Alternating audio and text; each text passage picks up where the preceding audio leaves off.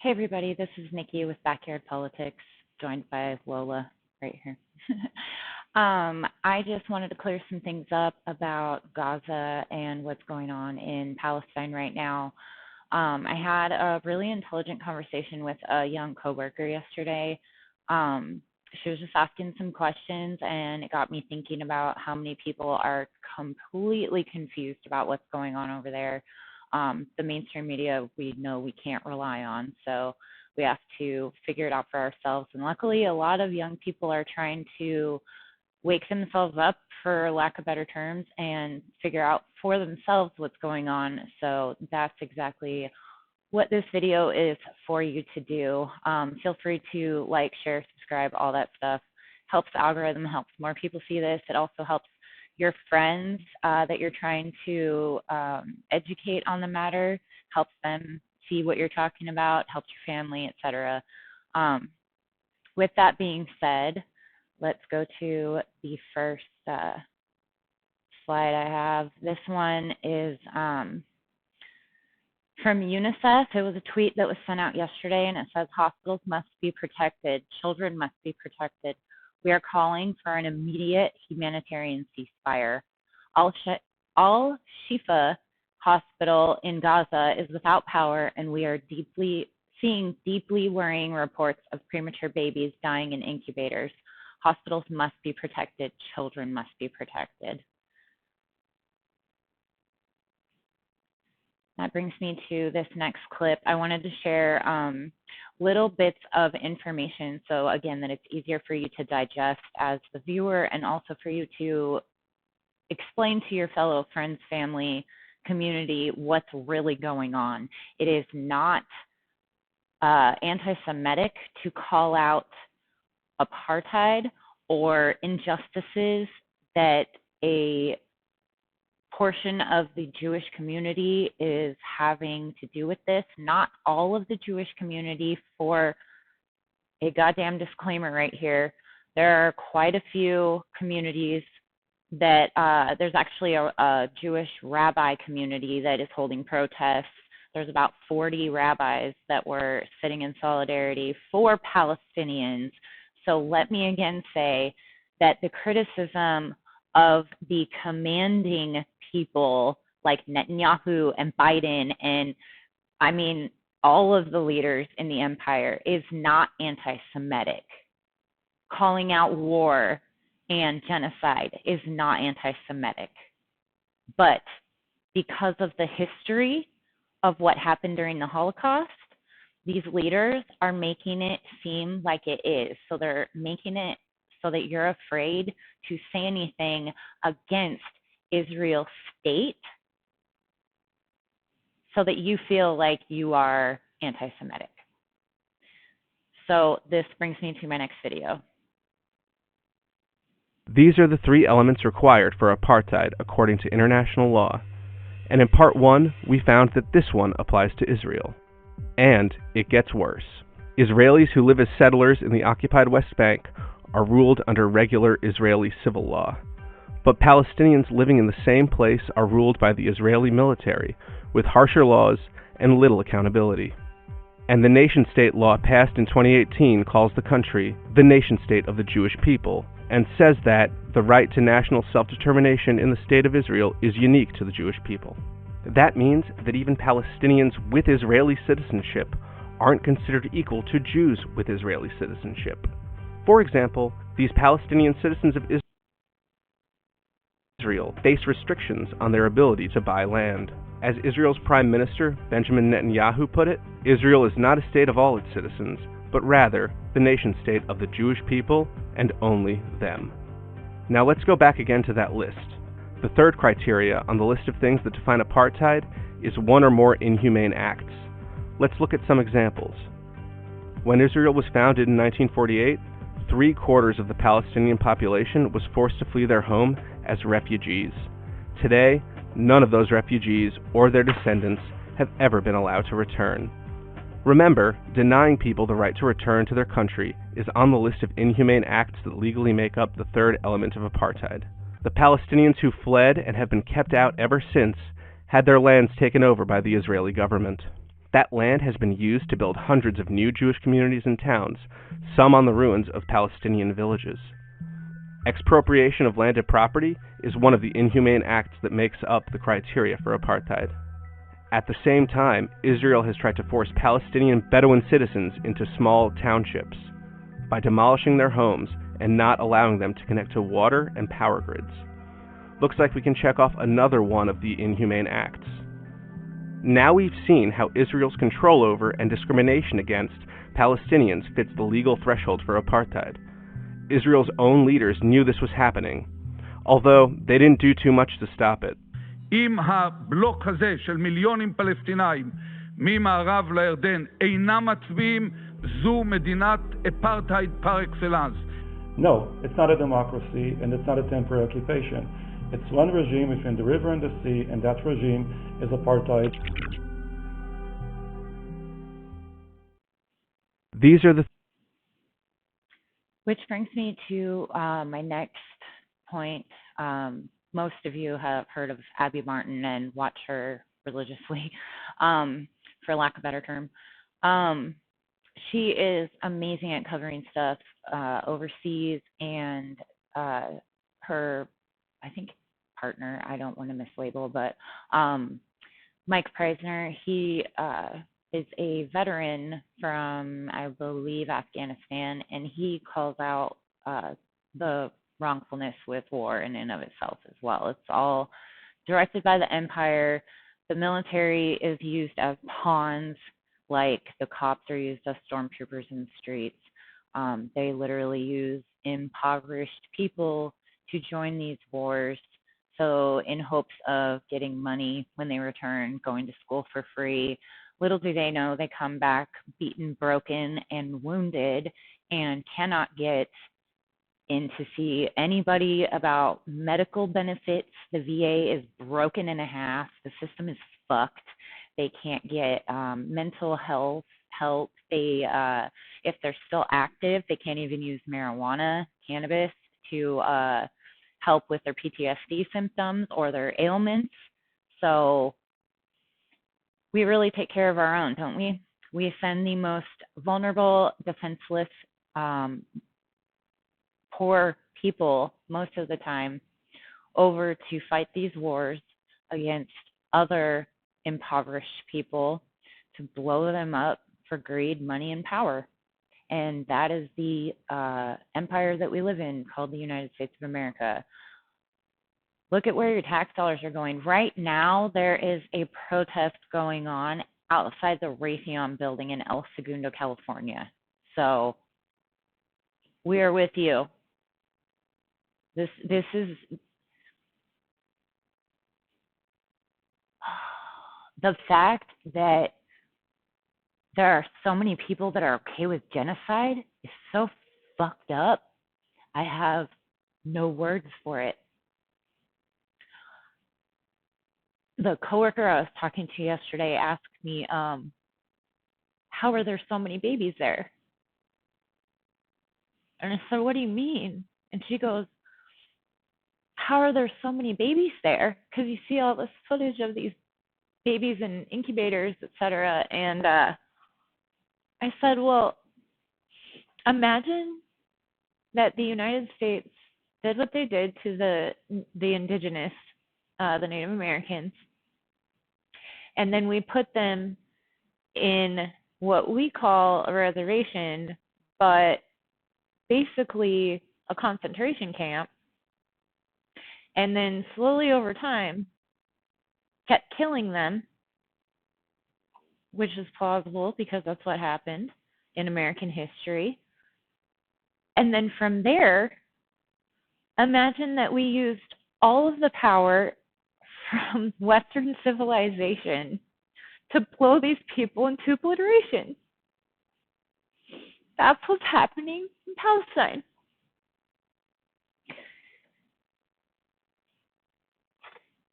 They're innocent civilians that were born into a war zone. And they are living with PTSD. They are born with PTSD because of this. They are literally in a war zone their entire lives. That's what they know of this world. So remember that on your hardest day, because I'm trying to. That brings me to Abby Martin. She did this video. It's just a clip of it I wanted to share. But please watch all of her stuff covering Palestine and how we've just sat back and let this genocide happen.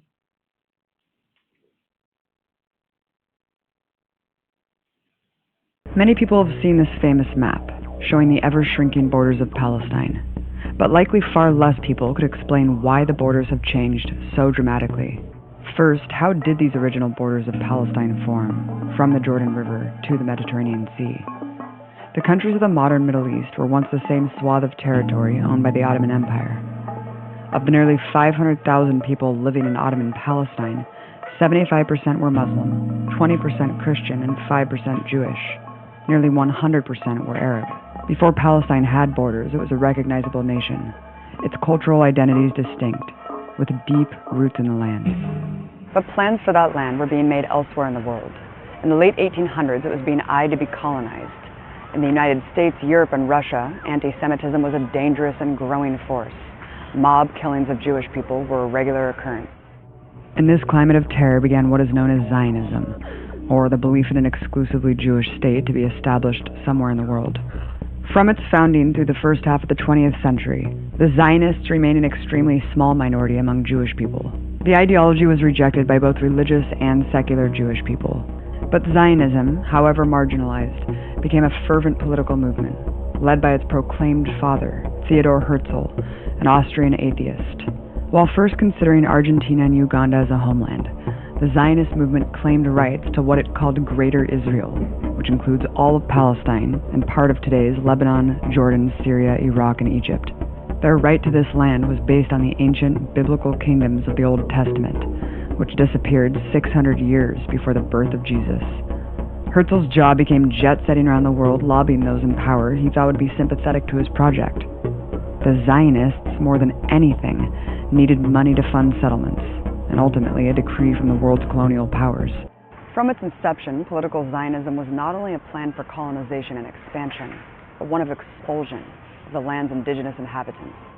Much of historic Palestine was semi-feudal, with farmers living and working on land owned by wealthy individuals who lived far away in fancy cities of Syria and Jordan. Zionist settlers began purchasing this land in 1882. Many evicted its indigenous people to build the first settlements. Despite Jews, Muslims, and Christians living in relative harmony for thousands of years, this sprouted immediate tension and conflict.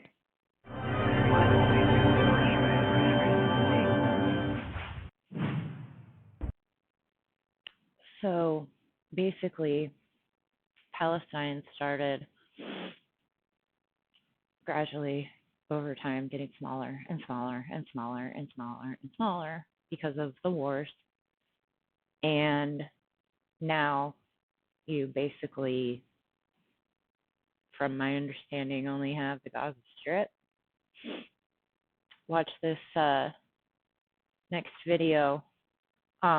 This next video I'm about to show you is from a singer-songwriter named Sean Taylor. I just happened to find him. I don't even know how. I was just scrolling through the internet one morning like we do. Not good way to wake up, but it brought me to this guy. And for a disclaimer, yet again, because YouTube sucks, just to let you know, I asked permission if I can use this video, and he left a comment saying that I can.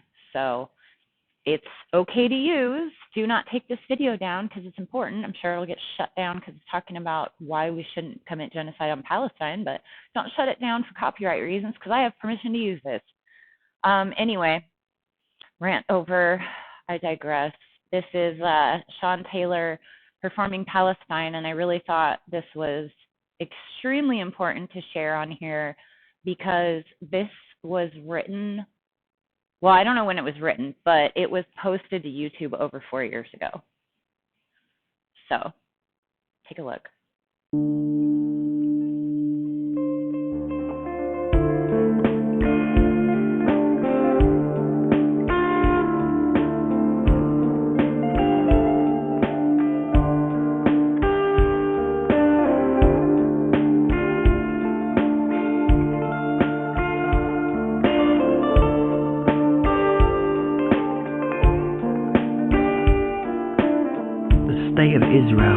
established, founded on displacement and terror. Ethnic cleansing created a nation. The Nakba erased a history. Executions, deportations, and evictions. From Herzl to Sharon, Ben Gurion to Netanyahu. From the Golan Heights to Tel Aviv. The Red Sea to the Dead Sea. The policy is always the same. The obliteration of Palestine. From the river to the sea, Palestine will be free. Far-right leaders stand with Likud, the flies feast upon corpses, Apache helicopters circle, children scatter in the alleys. When the bullets rain down, the prey are unprotected, the predator is ruthless. IDF snipers celebrate their kills with cheers inside the machinery of occupation. Detentions, separations, and violence with impunity, indoctrinated discrimination and racism. O Israel, who shall be your God? From the river to the sea, Palestine will be free.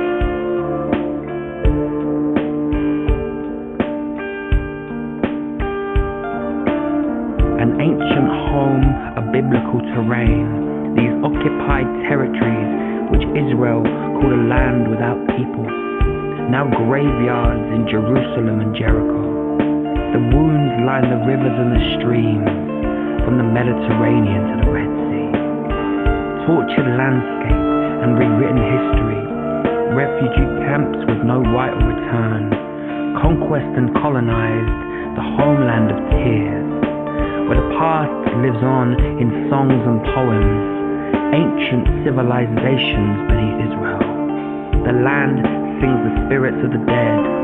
1948 and 1967 laid the foundations for the biggest prison on earth. All along the watchtower, the IDF keep the view.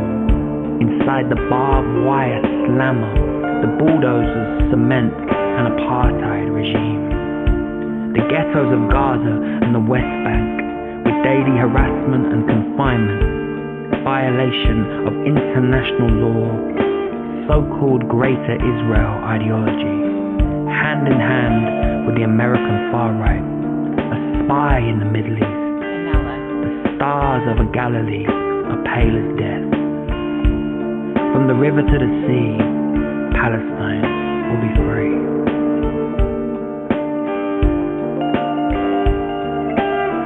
Palestinian resistance met with brutality, a bank of targets or mowing the lawn, carnage from the skies to the plains, destruction of sacred temples, no redemption in death, the landscape of lamentation for the mourners and bereaved, a red sun over Nazareth, the skies darken with Israeli bombers, the Jordan Valley burns hard and bright.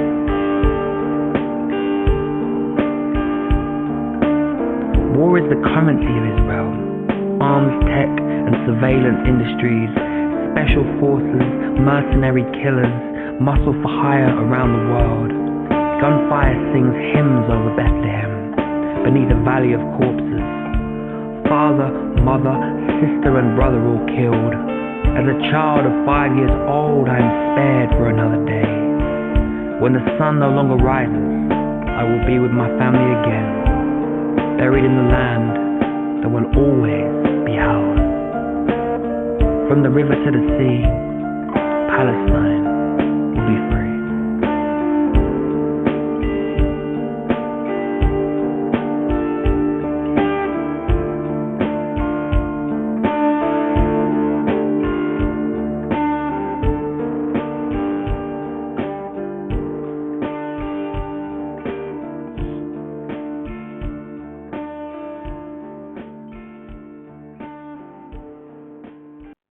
That brings me to my last point, I believe, for now. This isn't a left or right issue. The right, Obama had a kill list. Obama led us into more wars than I believe any president in recent history before him. Also, Biden made the crime bill. Don't forget that little side note there. And not to give credit to a racist right-wing nut job, but Trump didn't start any more new wars from my recollection. So think about that. This is not a left. This is not a right. This is a fucking empire versus humans issue. If you want to think of it as Star Wars, think of it as Star Wars. If you want to think of it as the rich and powerful versus the rest of us, think of it that way. However you decide to view it, it is not left and right. It's up and down. It is the few rich, entitled billionaires and corporations that are blowing up innocent fucking civilians.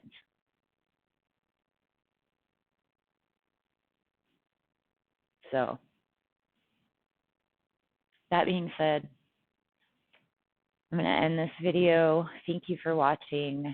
I'm trying to get back at this. It's been a long, hard journey, but honestly, getting videos out like this is very therapeutic. And again, thank you for watching. This is Nikki. This has been Backyard Politics. Please like, share, subscribe, help this channel out. I appreciate you all. Stay safe.